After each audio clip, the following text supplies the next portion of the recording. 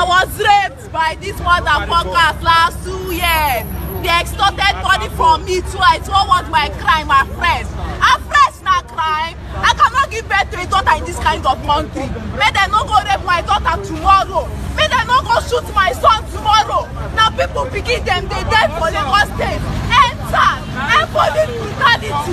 What my parents could not do, I did it. End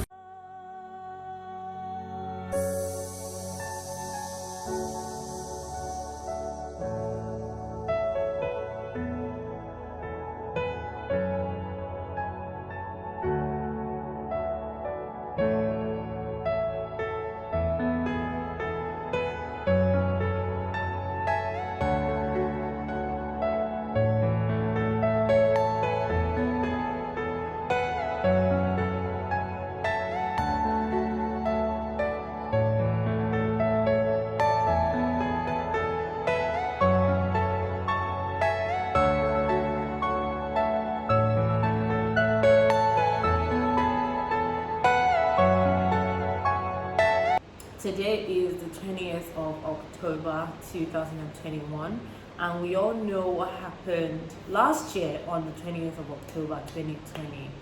It was not a good day at all for most Nigerians, for especially the youth. It was not a good day for us at all because we all know what happened.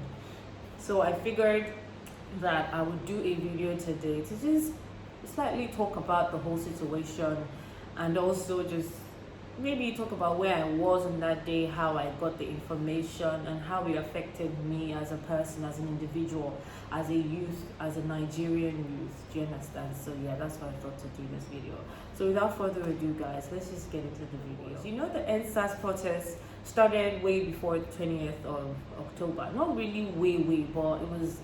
We all know when it started, and we know how peaceful it started. It started peacefully. Everybody was just protesting because they wanted the Nigerian government to do something about the special anti-robbery, what do you call it? Special anti-robbery something. I've forgotten the remaining S.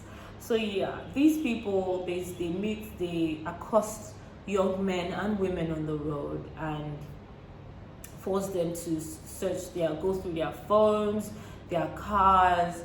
They judge people based off of what they look like and not what they're supposed to. At least, okay, if they actually find something off them, okay, let us arrest you. No, they judge people based off of what they look like, or if they're driving expensive cars, or if they have an iPhone or any big phone. It was really crazy with the SARS in Nigeria.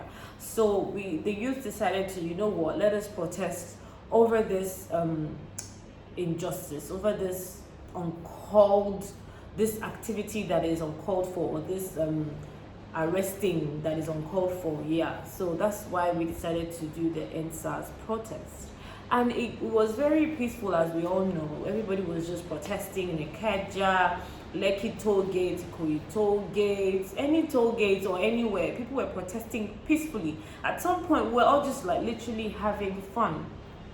I'm saying we because I mean we all share the same common goal, which is to end SARS, to make the Nigerian government realize that SARS were doing more harm than good, and also make the Nigerian government know that okay, we are citizens and we deserve to be treated better. And also the police officers need to be and okay, along the line we now started adding other things to the End Sars process, which is the police officers need to get paid well, they need to be treated well, because we realize that lack of payment or lack of proper payment kind of make these police officers want to extort more money from people, even genocide, that kind of thing. So I think we all just started adding different things to this protest to actually make the Nigerian government think and say, okay, these people need to be treated well, because I mean we are the life of the country, we might as well be treated well. So yeah, the End Sars process was going on, and unfortunately I couldn't attend any of the protests because, first of all, I just got back from some set in Abraka, and then weeks after I fell sick, so I couldn't get out. I couldn't even stand up from my bed. That's how crazy the sickness was. So during the whole process of the End Sars protest, I was on my bed lying down because I couldn't even get up. Yeah, that's how bad it was. I couldn't get up. So yeah, I was protesting from my house and praying that the government would listen. And then all of a sudden, what happened? The whole protest turned into what's the name of this movie that they were killing people unnecessarily? Hey, Hunter Game or Game Hunter? I forgot that film, Hunter Game or something. It just turned into that. And then on the 20th of October 2020, I was literally on my sister's bed. You know, I told you I couldn't get up. I was literally on my sister's bed going through my phone, and I saw Omonioboli's Instagram post about something is happening at the Lekki toll gates. These people need help, and I'm thinking, okay, obviously we all know that the government said something about dispatching or sending soldiers to the toll gates or something. We all heard that earlier on in the day. They said we're going to send soldiers like around 3 o'clock or something. I don't remember the time, but yeah. And then the next thing, I read on Monio's post that she just left there, and as soon as she left and got home, she got different notifications that something was happening at the toll gate. And I'm thinking, what is happening at the toll gate? So I started following the hashtag, and I started seeing that, okay, they're shooting, they're doing this. I'm like, what the heck? I was literally on my sister's bed shaking.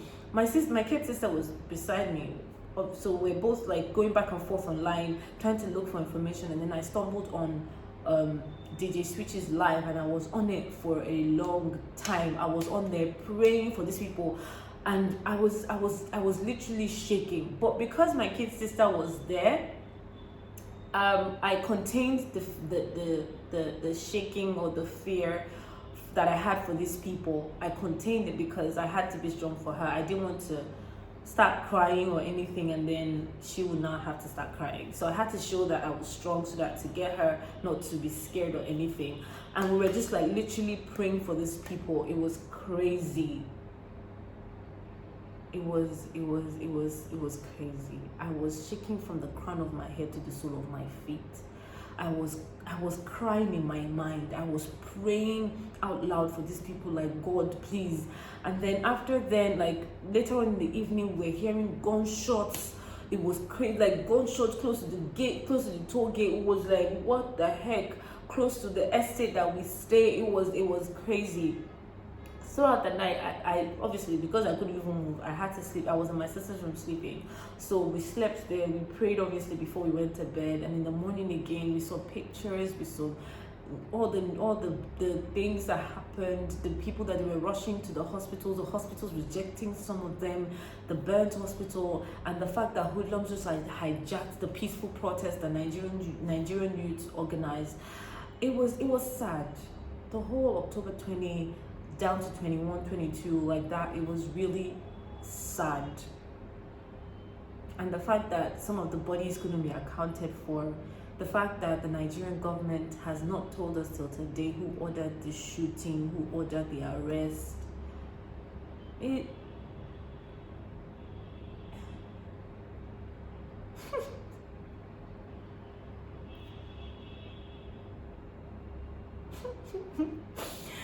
Whew.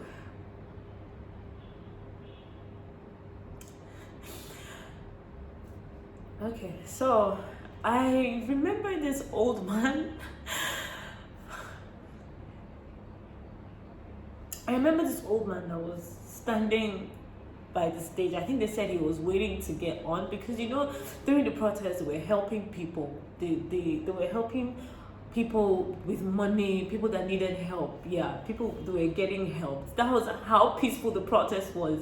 People were getting help. People were getting fed. Like, it was crazy. It was yeah. So I remember this whole old man standing by the stage, and apparently he was waiting to get on, so they would tell people, announce to people that he needed help and they should donate or send money if they had. And the next thing, I see this man's body on the floor, same outfit, with blood over him. Fortunately, he survived. I read, and that was good. But what about the people that didn't? It's just kind of sad. It's not kinda. It is sad that we as a nation had to go through that. And till today, nobody has been held for it. Nothing. It's just sad. it's just sad. So yeah. So after days went by, obviously our estate had to double security because they were burning police stations. They burnt police station beside my estate. The toll gate signs were taken down. The lights reflecting everything. They were throwing stuff at it, so it was taken down. It was crazy. It was crazy everywhere, especially on the island, as you know. So it was really crazy. So in the estate, we found that unfortunately there was a shop that sells something, so that's how we could go out to get something within the estate.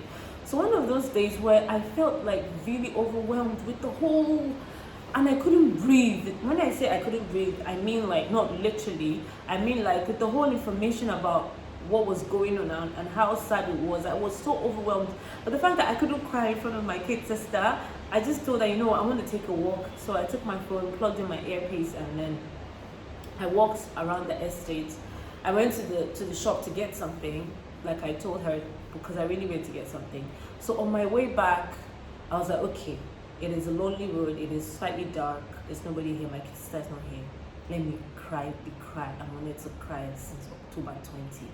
Guys, that day I stood on the road and I shed literal tears. I was shaking and crying on the road in my estate. It was sad. And then when I realized that, okay, I was getting too all over the place, I sent a voice note to my best friends, to two of them. They're two. I have two best friends, like you guys know. So I sent a voice note to the two of them, crying and telling them how upset I was. I was just crying and talking. And then when I finished crying all the cry on the road that day, I cleaned my tears, I wiped my face, and I went back home. Yeah, I felt relieved that I could actually let out all that emotion and all that, what do you call it, that I felt. Yeah, so it was really sad. And then 1 year on, we still don't know who ordered the massacre, as we're calling it, because it was a massacre. I mean, our flag was stained, or is stained with blood. We don't know who ordered it. The government hasn't brought out anybody to say, okay, this is it. And 1 year on, people are still being harassed on the road by officials. We still see trickles of videos here and there of people being harassed. 1 year on, Nigerians are still where they are. There's still panic in the nation. 1 year on, and everyone is just still sad about last year's massacre. 1 year on, and it still feels like it was yesterday. 1 year on, and you're on the road, and when an officer stops you, low-key you're thinking, I hope you're stopping me legitimately. I hope you're stopping me to just search and do the right search and let me go, and not to harass me. 1 year on, and it's just sad. It's just sad. So yeah, this is it. This is Nigeria. This is where we live. But I still have hope for the nation. I still have hope for Nigeria.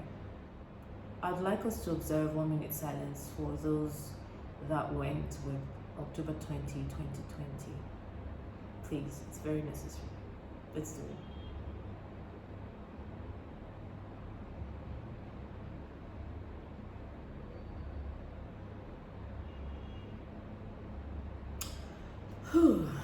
Yeah, that it's a day of reflections, honestly. Anyway, so yeah, big shout out to DJ Switch. You are every Nigerian youth's hero. Honestly, we love you so much. Thank you for all you did, what you did. Thank you for being strong. Not everybody can do that, but you did it. Thank you so much. God bless you.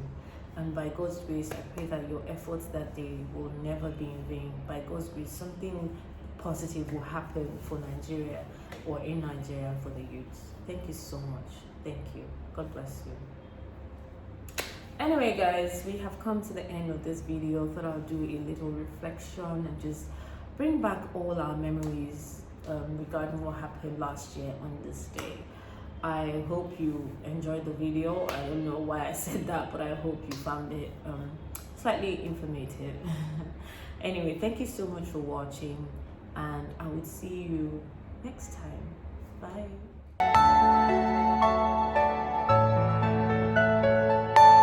Are you all my personal dreams?